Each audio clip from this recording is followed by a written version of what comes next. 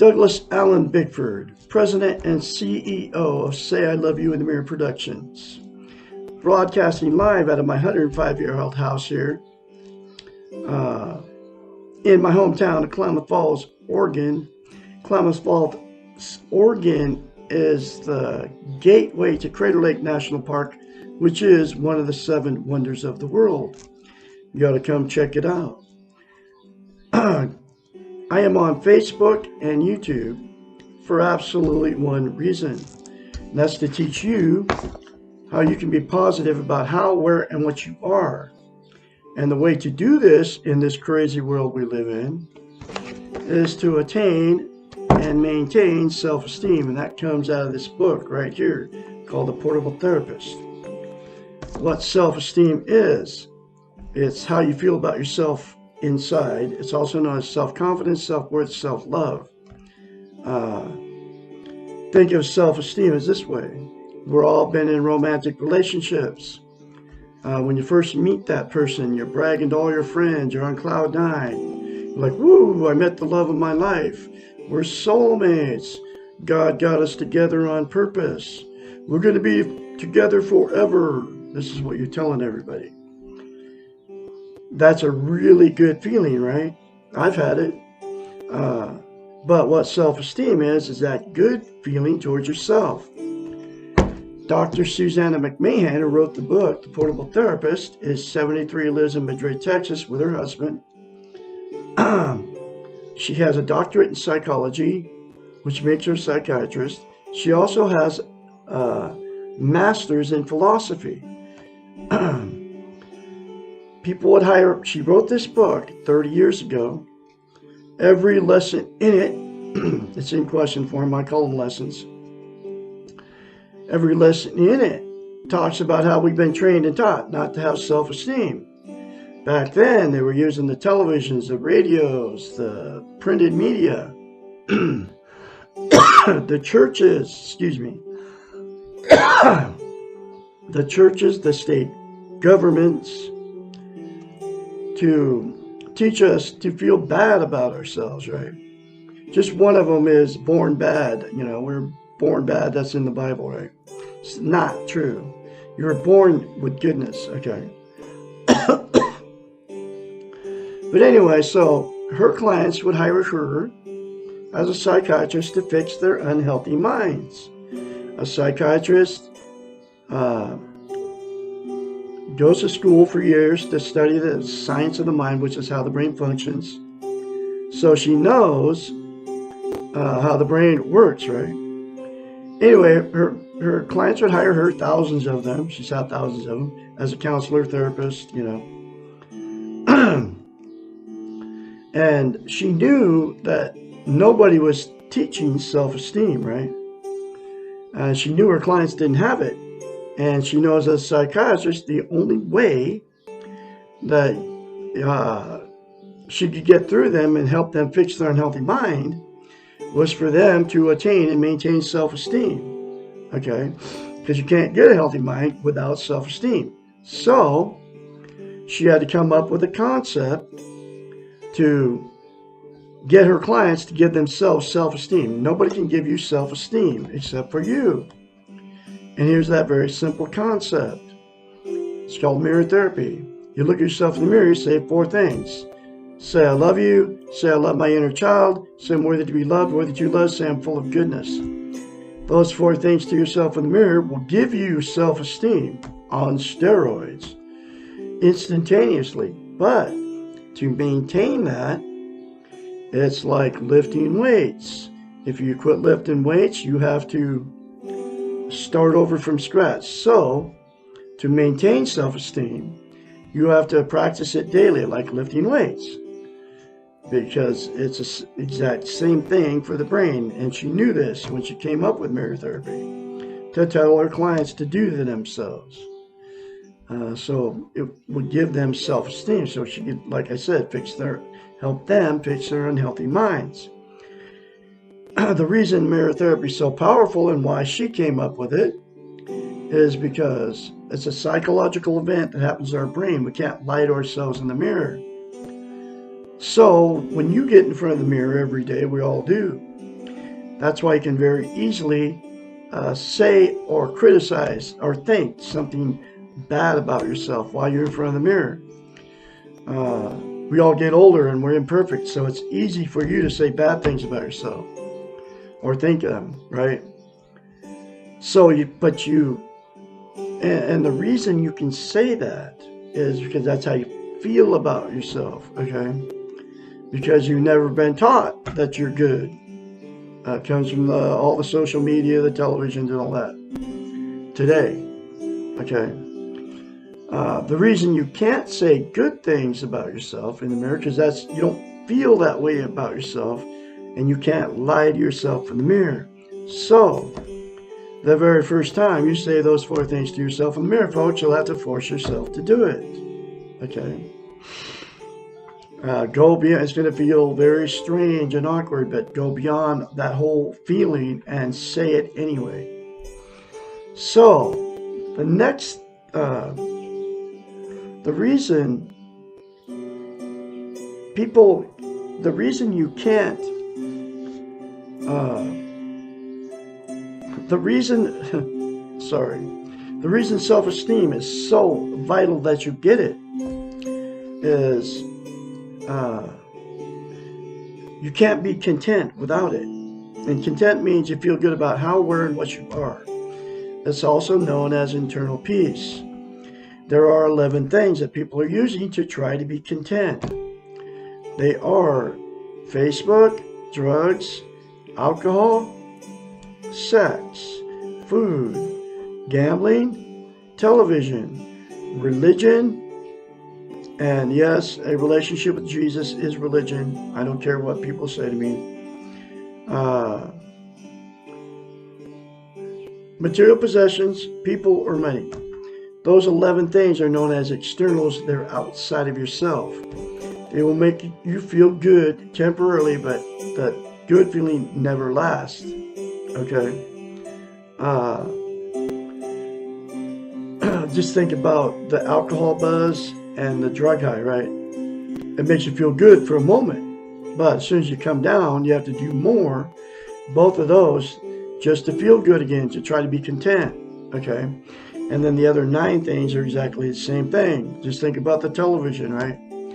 You turn it on, it feels good, but then as soon as you turn it off, it doesn't feel good anymore, okay? You have to watch more TV.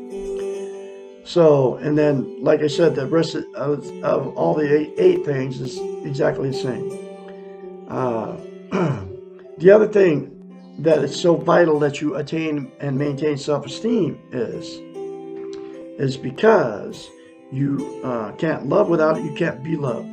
So what happens is, we get ourselves, when we get in romantic relationships, we will attract exactly what we are, okay?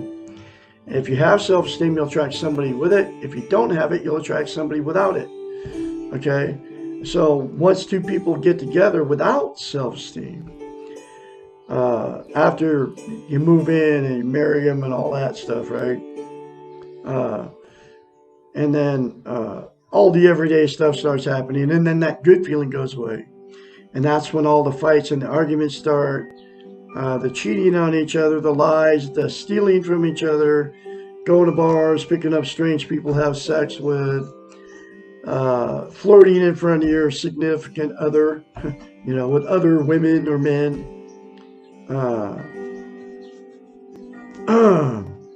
going to all your family and friends and telling them how terrible these people to you, how terrible they are to you, and then because of the relationship turning toxic,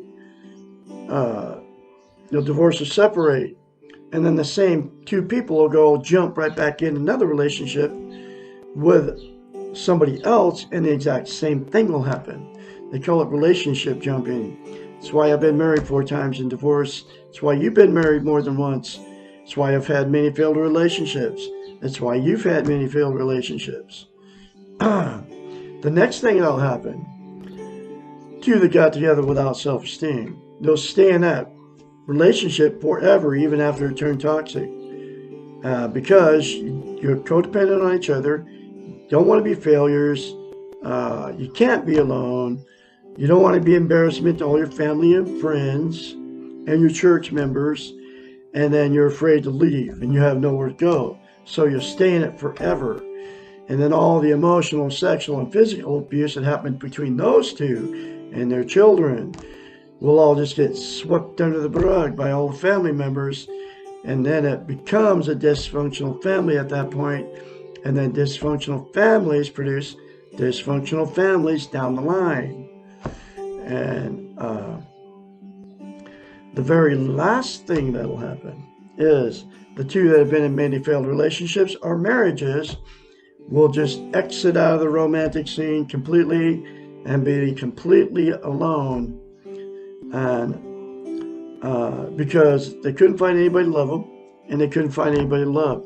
Because we can't love or be loved without self-esteem. You also can't be content. So they will be just as miserable alone as they were in that relationship. And they'll use the 11 things to try to make themselves feel content. Okay? So, my style of teaching, there is a solution, a cure for everything I just talked about. The 4 things to yourself in the mirror daily without fail by all parties, and then getting the book, The Portable Therapist, and do the many more concepts in this book. If you're in a toxic relationship and all the parties involved go through this book, it'll heal your messed up relationship. If you're in a toxic relationship and you want to change, but the other person doesn't want to, give you the strength and the courage to walk out so you won't have to be abused anymore. And even the person all alone gets the book and goes through it. Then you won't have to use the 11 things to try to be content anymore, because you'll have internal peace. Okay? So anyway, I am going through her book, one lesson at a time. Here's that next lesson.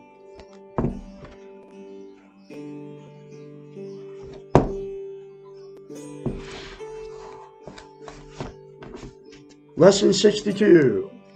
What is a codependent? How can I stop being one? The term codependent developed from the field of substance abuse after counselors and clinicians became aware that the spouse of the addicted person was also sick from being over-involved with the addict and the problem. Codependents become addicted to helping or enabling role and frequently find this harder to give up than the addict giving up the addiction. A clear explanation of codependency is the following joke. On his or her deathbed, the codependent sees the other's life flash before his or her eyes. Another way to understand the concept is that the codependent means caring more for others than we do for ourselves, and taking care of their needs, as presumed by us, more than we take care of our own needs.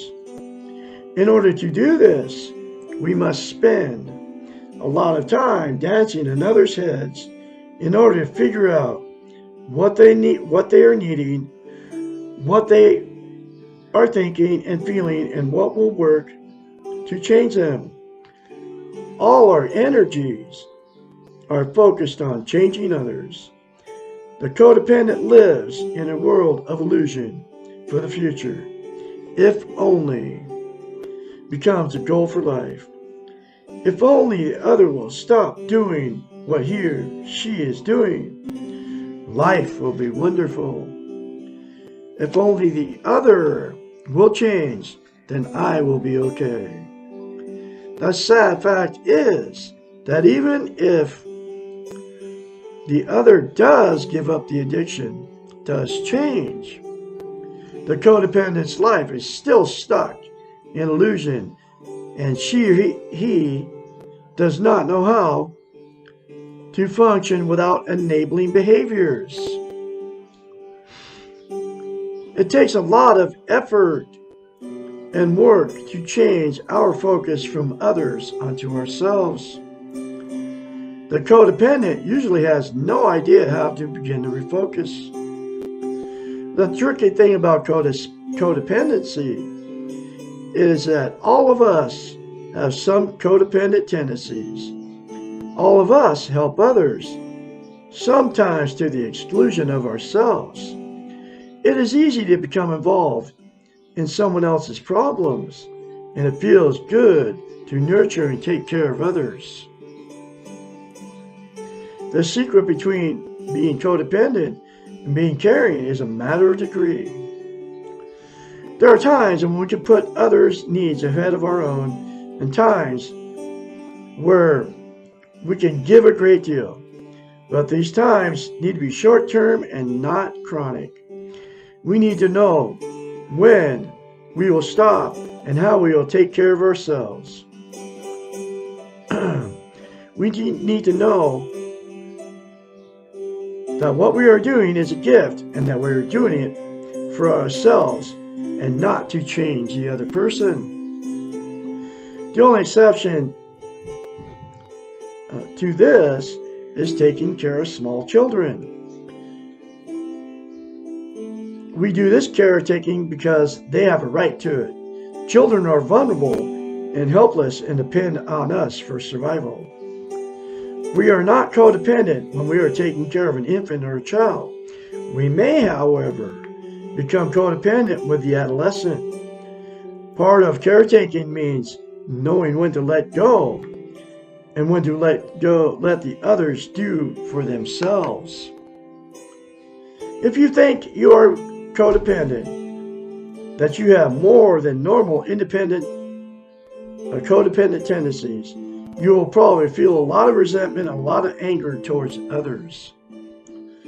You will feel obsessed by your circumstances and unable to let go of the worrying, the caretaking, and the guilt. If you will find that you are doing more worrying about someone else's life than your own life, get help. Join a support group. Read literature on codependence. Find a counselor or therapist who understands codependency and begin to let go. The way to stop being codependent is to begin to be independent. Practice focusing all that attention from the other person onto yourself. Take care of yourself first. Let them take care of themselves. If the other cannot take care of himself or herself, tell the person to get a professional.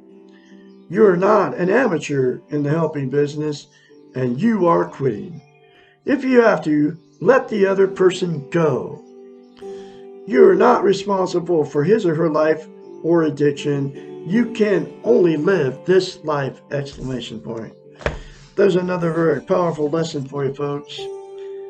I'm going to have another one for you tomorrow, which is Lesson 63. Why can't I have a good relationship? I can be your mentor when you start going through this change. And if you say 4 things to yourself in the mirror, I guarantee you that you will start going through the change.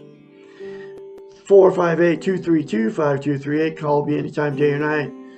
I can encourage you along the way when you start going through this change. I'll have another lesson for tomorrow. Like I said, you'll have a great day out there on this Thursday.